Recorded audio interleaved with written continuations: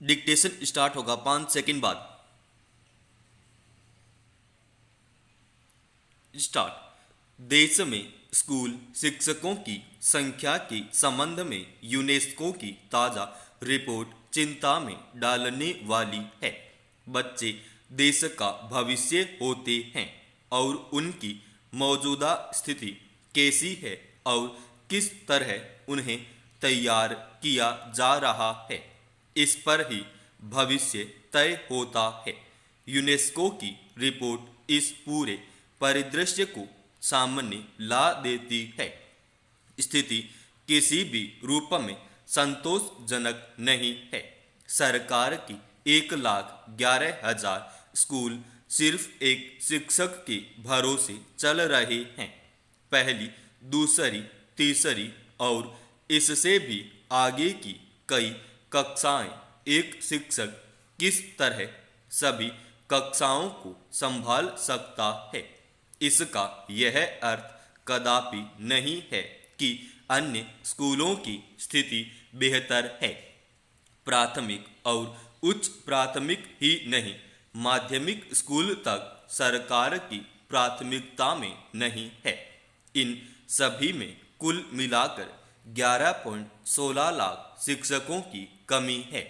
ऐसे में गुणवत्ता की बात करना तो सर्वथा बेमानी है। यूनेस्को की रिपोर्ट है, इसलिए पूरी दुनिया में भारत की यह तस्वीर पेश हुई है। दुनिया में हमारे बारे में जा रहे विपरीत संदेश को एक पल के लिए दरकिनार भी कर दें तो भी यह तय है कि देश की भावी पीढ़ी के भविष्य का सांचा पुख्ता नहीं है। सबसे दुखद पहलू यह है कि सरकार को इस बारे में अच्छी तरह पता है और इसके बावजूद उसके स्तर पर कोई पहल नहीं है। पिछले 8-10 साल का इतिहास देखेंगे तो पाएंगे कि सरकारी स्कूलों को तो एक तरह से निशाने पर लिया हुआ है। अभी की रिपोर्ट है कि 1,11,000 स्कूलों में सिर्फ एक शिक्षक है। पहले भी ऐसे हजारों स्कूल रहे हैं जिनमें एक या कम शिक्षक होने के कारण विद्यार्थियों की संख्या निरंतर कम होती गई। एक दिन ऐसा आया जब छात्रों की कम संख्या के कारण सरकार ने उन स्कूलों को बंद कर दिया।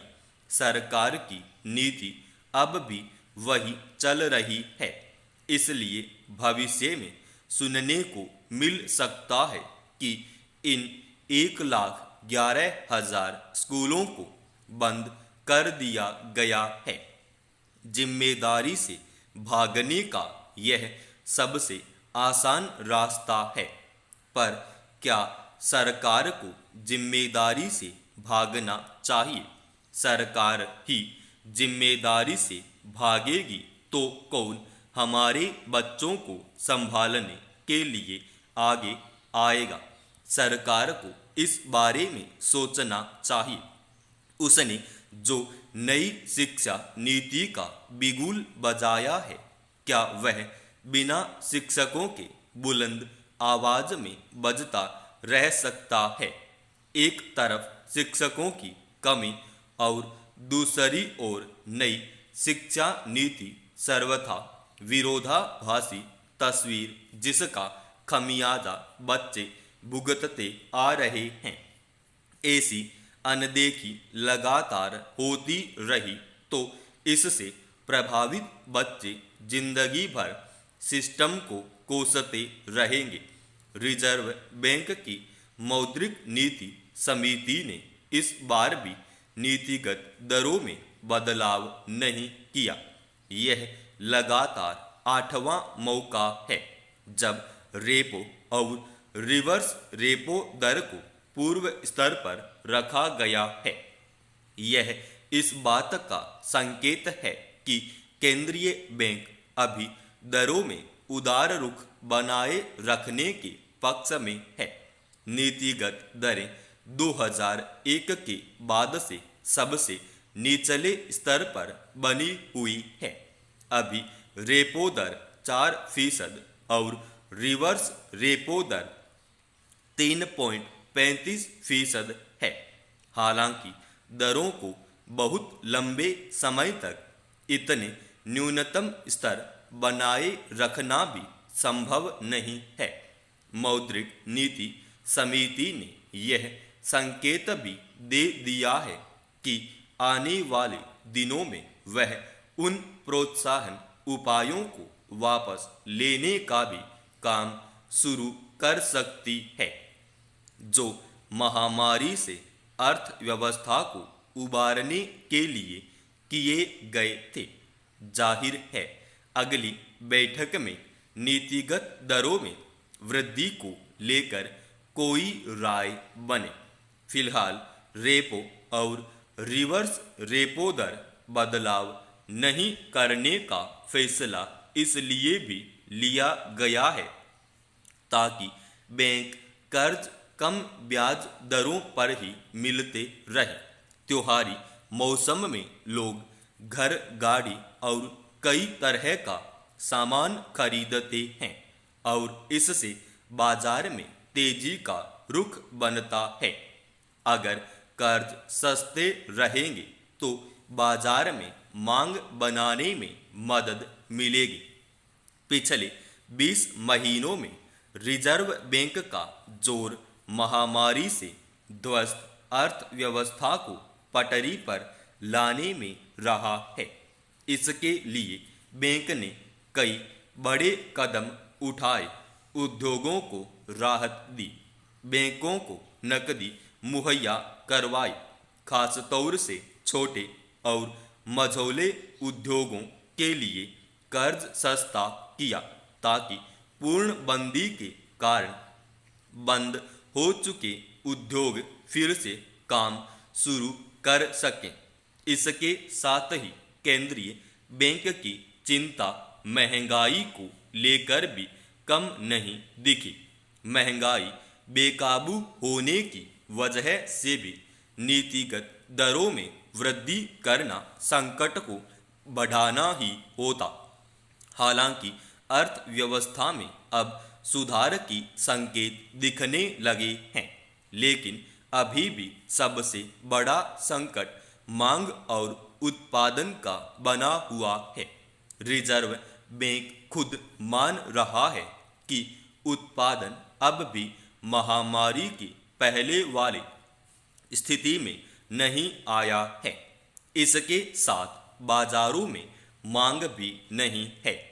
मांग और उत्पादन में सस्ती सुस्ती छाई रहना चिंता पैदा करता है। अभी भी जो लोग खरीद कर रहे हैं वे बहुत जरूरी होने पर ही पैसा निकाल रहे हैं, यानी लोगों के पास पैसे का संकट अभी भी है। इसलिए रिजर्व बैंक के सामने बड़ी चुनौती मांग, उत्पादन और खपत के चक्र को फिर से चलाने की है।